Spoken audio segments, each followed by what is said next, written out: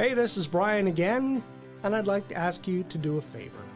We can't do this work without people like you, so if you can, please like, share, subscribe, and tell your friends about Bring Back the Porch. We all want to feel community, we all want to feel accepted, we all want to just go through life and live to the best of our ability. This episode of Bring Back the Porch brought to you by Bernie Leahy, River Street Realty. Let's get you home. All right, everybody, I'm here with Jamey and Sterling from the Prairie Pride Guild. Good to have you on the porch. Good to be here. Thanks for having us. Now, my first question, just to get the conversation started, is how did Prairie Pride Guild get started? Well, or what inspired you to start, even? Prairie Pride Guild, we are the second iteration. Okay. It originally started in 1994 with Donnie White and Charlie Tomlinson and a few others. So I guess I can't really speak too much for why they started it, but it was a completely different political time back then. It was still legal to be fired from your job for being gay. For example, through the LGBT purge specifically, it was sanctioned through the federal government. Federal employees and military personnel were harassed, interrogated, and fired en masse. So that's when... And this is in the 90s? Yes, in the 90s. It seemed that long ago. No, it's not that... that is our lifetime. Well... our lifetime. And the baby. Yeah, so it started in the 1950s, the purge, and it went until 1996 is when it ended. So I was 10 years old then. Mm-hmm. Yeah. And Donnie was a city employee. There was people on the radio would talk about gay people shouldn't be allowed to be teachers and things like that. So he started Prairie Pride, and he would go door to door knocking to get people to sign petitions for equality in the workplace. And he said it was really eye-opening. People that he thought were his friends wouldn't want to sign this petition because they were scared of how it would come back to them. I couldn't imagine even being that brave to go door to door. I know. Me neither. That is not something I would ever want to do. So, yeah. Anyways, that's how Donnie and Charlie started it. It was also after the AIDS crisis, so that's a whole thing as well. Anyways, they lasted for 2 years. And then 2 years ago, 2024, there was a group of like-minded people, I suppose, that wanted to start an organization. One of our founding members is an archivist at the City of Medicine Hat. Mm-hmm. So they know all about the history of this, and it was 30 years after the original Prairie Pride, so that's where we got our namesake from. Oh, you just took it over. Yeah. And is it... that just baffles me. 30 years ago, you think it isn't that long ago, but no. I know the mentality of people, let alone today, when it's more of an option. I can't speak personally to it, but 30 years ago, I couldn't imagine what that'd have been like, being scared to keep your job. Yeah. Scared to say anything, scared to be yourself. I couldn't imagine what that would be like. I can't imagine either. I was a child, so you hear things, and in school it was whatever. And Ellen DeGeneres, that was the first big thing I remember. Do you remember when Ellen DeGeneres came out? Yeah. So totally. that was big scandal, big controversy, people talking about it, whispers from the parents and whatever, but I was a child, so I never understood the gravity of it. Oh, totally. Yeah. Yeah. And what was your mission in starting it? Is it just to get more, out there, a name out there? So our mission statement is to further the Pride movement in Medicine Hat District, which is pretty vague. For me personally, I can't speak for all of the individual members because I think maybe we have our own intentions, goals, desires. It can be pretty lonely. It can feel, especially online spaces. We talked about this briefly before the podcast started. Online spaces can make Medicine Hat seem like a very hateful place to be. But you need to stay out of the comment section because in person is much different. Yes, exactly. So, and then also, the pendulum through history, it always swings right to left with politics and pretty much everything, social right? issues. Yeah, everything. So coming up through the 90s with all of that work that others did before us, getting marriage equality, workplace equality, we were on an upswing, and now things are starting to swing back in the other direction with rights being taken away from us again. Yeah. The most recent thing, Bill 28, it is largely targeting books around gender and sexual minorities. That is a huge thing that happened to us in the past with bookstores having books seized, being raided for their 2S LGBTQ content. So it's just things that are happening now that are mirroring what happened then. And I think it's really important that we bring visibility to this for our community to know that they're not alone. You don't need to be at home and feel scared. And also for people, allies who maybe don't know the history of queer oppression and our fight for rights, to see what is happening now is mirroring things that happened then. And we don't want to go back in time. Sorry, you can speak on why you... Bit of monologuing. That's what you think of Prairie. Yeah, that's what Sterling, what Prairie Pride means to Sterling. What about you, Jamie? I'm a brand new member to Prairie Pride Guild.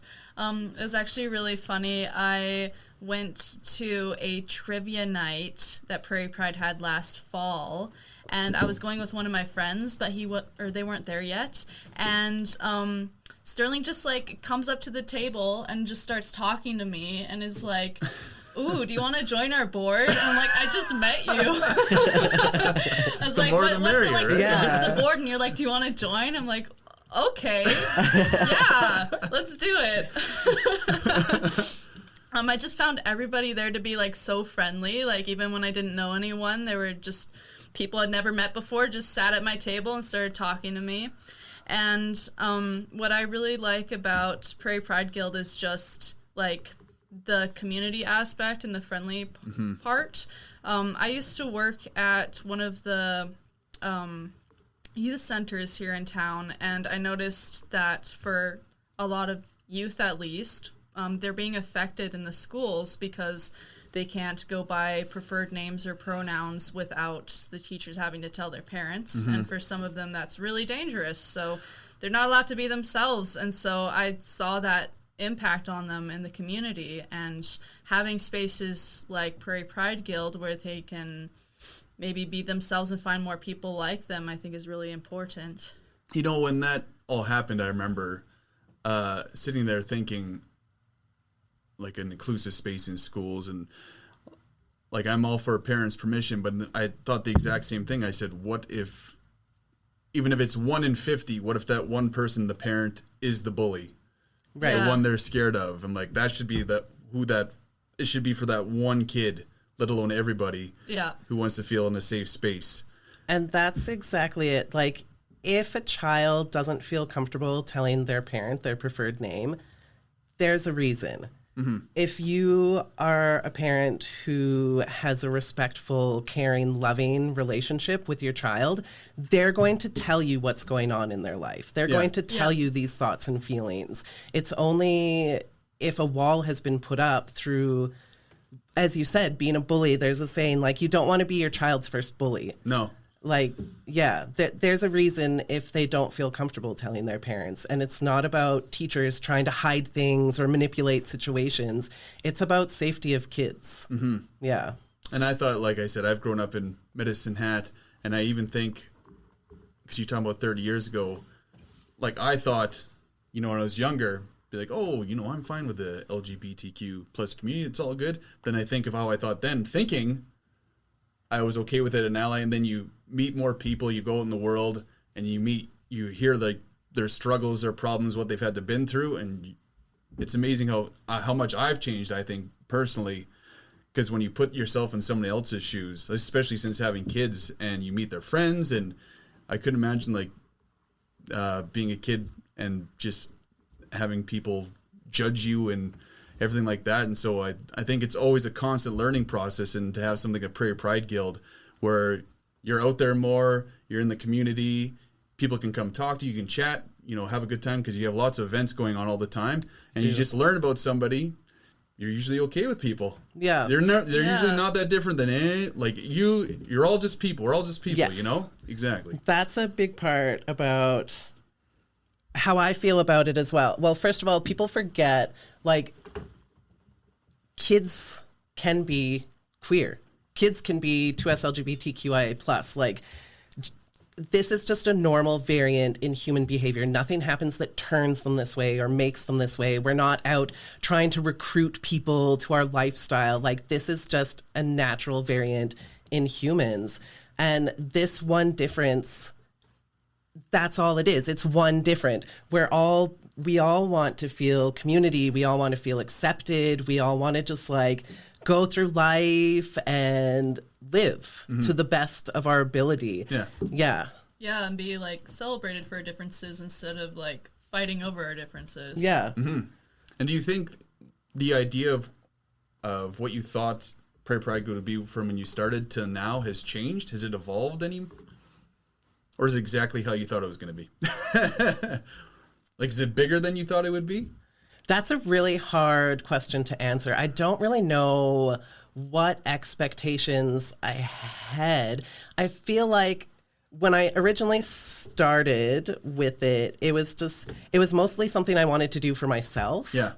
And now as we've gone on, it's more like it's something I want to give to the community, to offer to the City of Medicine Hat. Like, yeah, we talk so much in our board meetings about like intersectionality, and it's a political thing for me at this point. A lot of what we do, mutual aid things. So when we have events, most of our events are free to attend. Sometimes we have ticketed events. If we do a ticketed event, we always offer sliding scale because our community is disproportionately affected by poverty. So yeah, people, even if it's a ticketed event, you can come for free. And then other people who have more means have the ability to pay a higher price ticket to cover the cost of their ticket and things like that. We routinely get people paying the higher price so that other people can attend for free. And things like that, just, it makes me so happy. It gives me so much faith in the world. Like, all of this hate that you see, again, online, in person, it's not the same. Yeah. Yeah. Yeah. And do you find community has been responsive to Prairie Pride Guild? Like all the events that you want to put on? Hugely. Yes. Yeah. Definitely. Routinely, we're like, oh, we have an idea to do an event. I was going to say, you guys just sit in your board meetings, let's think of a bunch of ideas here and what we want to do. It seems like we have too many ideas and not enough time to make things happen. And then we never know what's going to stick. Like, the first time we had a Trans Day of Visibility barbecue in King Cooley with marshmallows. We're like, oh, how many people do you think are going to come? Like 10? Sure, let's grab one bag of marshmallows. We had 80 people show up on that day, like midweek, evening, after work. So we gotta go get some more marshmallows. Yes, that's what we did.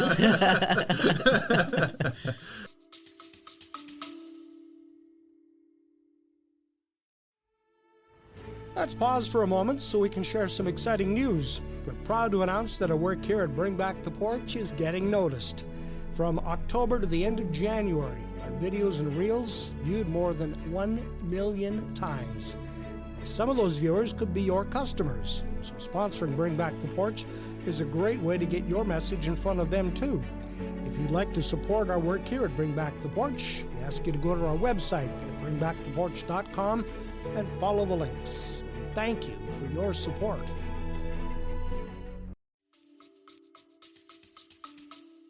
Is there any upcoming events? Yes.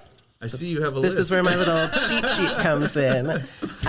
So we have 3 events coming up this month. So June is Pride Month, I guess, as most of us are probably aware. So our next one we have is on June 15th. That's Monday, isn't it? Yeah. So we're doing a pop-up Pride showcase at Hometown from 7 to 9 p.m. With a young local musician, Lily Groves. I hope I said that name right. That's why you say and spell your name when you start a podcast. June 17th, we have a donut fundraiser for McBride's. They did one for us last year as well. They're such good allies to our community as well as many different community groups. And the fundraising goes to help put on these events then? Yes. Okay. Yeah. So we are mostly all grassroots funded through our fundraisers, bottle drives. We do 2 annual bottle drives. McBride's last year and this year has done for us. And all of the proceeds from the donuts they give to us. They do that once a month for a different nonprofit. So big shout out to McBride's. They are amazing for so many people. That night we also do our monthly Beers for Queers at Travois from 7 to 9 p.m.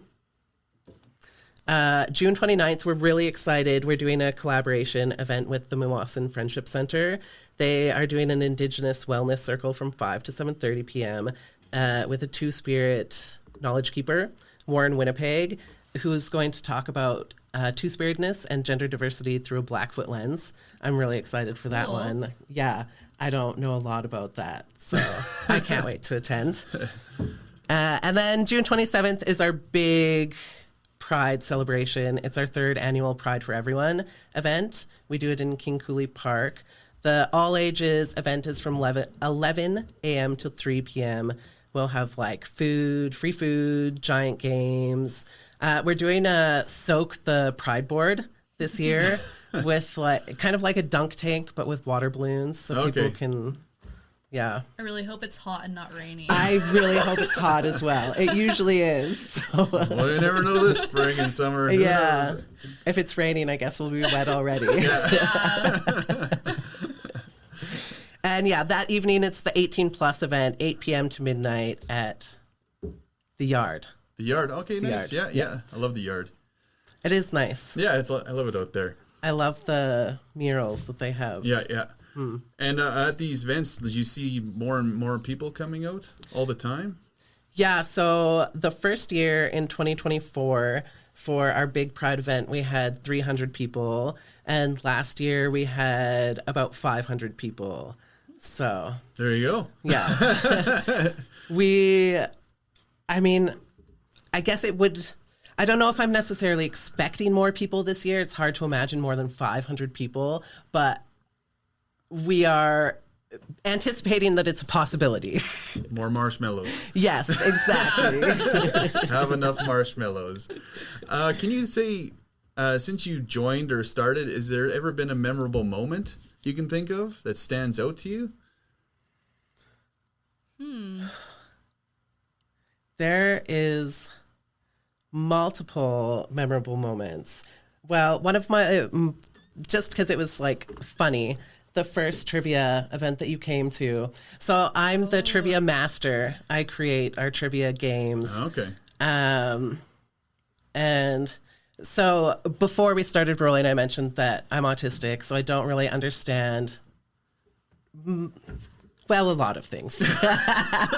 But anyways, I created this trivia for the night, and I originally had one of the categories be Broadway tunes, name that tune. Yeah. And I was like, no, I'm going to switch this out and do anagrams instead. That's going to be so fun. That's what people like. Yeah. Anagrams instead of Broadway tunes. Not a single person got any of the anagrams. So hard. So one of the people that was playing was like, who made this? They can't even be gay. And the host is like, well, yes, they are gay, but also very autistic. So that was just kind of fun to me. I'm like, what? Other people don't want to do anagrams? So then because I already created the Broadway Name That Tune, we just did that as an extra bonus. Yeah, here you go. Give them what they want. Nice. Jamie, anything personally or that you've seen? Oh, nothing super interesting like that. I've just enjoyed mostly meeting new people and experiencing different events. I didn't know I was queer until I was in adulthood. I grew up kind of in a homophobic type of culture. So now that I'm an adult, it's wow, I get to learn about this and experience new ways of being for the first time. So I find it really cool. Like a few months ago, I went to one of the first drag shows that I saw at Hometown, and it was pretty cool. It was a very interesting setup, though, because it's like 2 levels. Yep. So the drag queen would like go down the stairs, and it's like, oh, she's gone. Oh, there she's coming back. She's coming back. Gotta hit the whole crowd. Yeah. You just hear them like cheering downstairs, like clapping. I'm like, I wonder what's going on. Yes. But yeah, it was really fun. It's definitely been a learning curve for us with things like that as well. Trying out different venues and seeing kind of what works and what doesn't. And the community's been really good with us with giving gentle feedback about things and not being like, hey, upstairs couldn't see that well, you know? Yeah. We were like, okay, well, maybe next time if we use Hometown specifically for drag, we could have 2 performers going simultaneously. I think that would be amazing. Yeah. That'd be great. Well, it sounds like everything you guys have planned is all just about getting out there, having fun, being a part of a community. Because even speaking, everybody has their problems. Nobody ever wants to feel alone. Anytime you have a problem, there's nothing worse than thinking you're the only one out there who has that problem, when you never, ever, ever are. And there's people who think like you and everything like that. And I know personal experience for myself, for my family, like once you find out there's somebody out there who's having the same feelings as you, it just makes like the world a difference in your life. It's like a load off your shoulders almost. Our events also, it's not just for people to us LGBTQIA+. Like, we really appreciate having allies come out to events as well. Yeah, just to know, because of course another gay person is going to accept us and they understand because they live a very similar life. But to have allies who don't necessarily live in the situation that we do, to be like, hey, we support you, we're here to stand up for you, that's always really great. Yeah, totally. Yeah. I might have to come one of those trivia nights. You should. Yeah.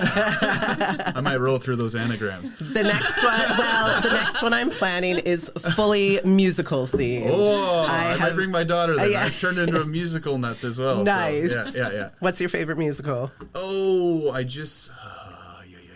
I really enjoy Moulin Rouge. Okay. Yeah, I got to see that one in Calgary too. Sweet. That was when I'll tell a side story. Back when I was 18, I remember my sister rented it. Who's older. I'm like, Moulin Rouge, this sounds lame. Some musical love story.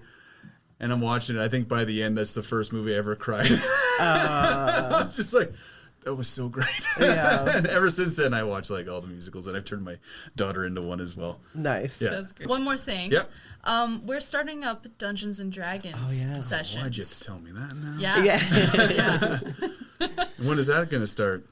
So we will be starting our first session July 3rd. The first Friday. Okay, where's of that every at? month.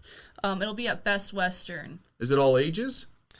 All Yes. ages. We will have 2 groups, so we'll have a group for youth and a group for adults. And if you need help like making a character, you can get connected with us. We can help you make a character. We actually had an event last night where a bunch of people came to play board games, and many of them wanted to make characters. Okay. It was pretty fun. We had like about a dozen people come. So fair amount. And where can everybody find the information? So we have Facebook and Instagram. Yep. Prairie Pride, I don't know. People like say tags or whatever. Prairie Pride Guild, look us up. Search Prairie Pride Guild. Yeah, I'm not a social media person. Facebook, Instagram, and you guys have a website? We have a website and it as has well. a list of all the upcoming events as well? Yeah. We also, we do a monthly email blast with our events that people can sign up to. That's perfect too, yeah. So, yeah. Right. Oh, and we'll be at Canada Day. I guess we have many more events than what I actually wrote here. I just wrote June and was like, I'm done. why- Pride Month. Yeah. That's why. Go to the our website. month. Yeah. Go to the website. I'm going to reclose this thing since we talked much more since the last time I said goodbye. So thank you so much for being on the podcast, and I hope you have great success in the future. Thank you. Thanks for having us. Thanks for having us.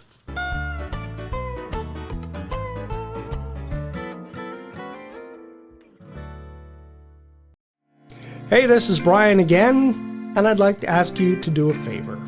We can't do this work without people like you, so if you can, please like, share, subscribe, and tell your friends about Bring Back the Porch.